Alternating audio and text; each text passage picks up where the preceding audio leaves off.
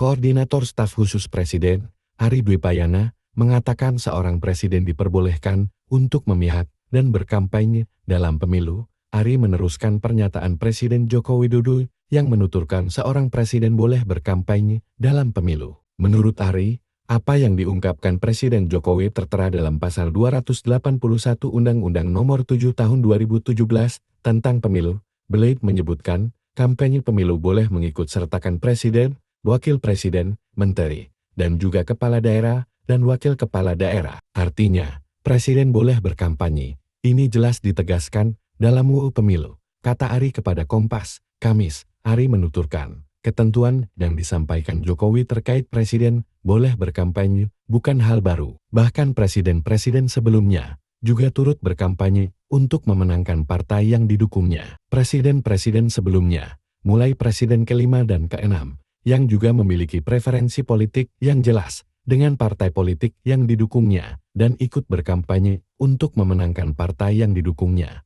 ucap Ari. Kendati begitu, lanjut Ari, ada beberapa syarat bila presiden hingga kepala daerah turut berkampanye. Mereka tidak boleh menggunakan fasilitas negara yang melekat dalam jabatannya, kecuali fasilitas pengamanan bagi pejabat negara sesuai aturan yang berlaku.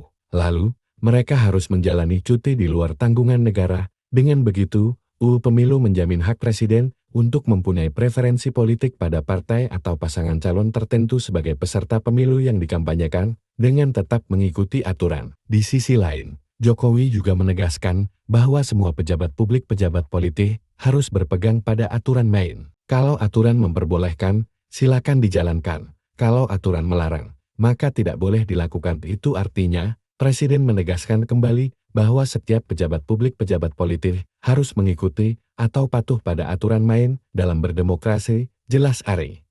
Ya, ini kan hak demokrasi, hak politik setiap orang, setiap menteri sama saja. Yang paling penting presiden itu boleh loh kampanye, presiden itu boleh loh memihak, boleh. Tapi yang paling penting waktu kampanye tidak boleh menggunakan fasilitas negara. Boleh, Pak. Kita ini kan pejabat publik sekaligus pejabat politik. Masa gini nggak boleh berpolitik, nggak boleh. Menteri juga boleh.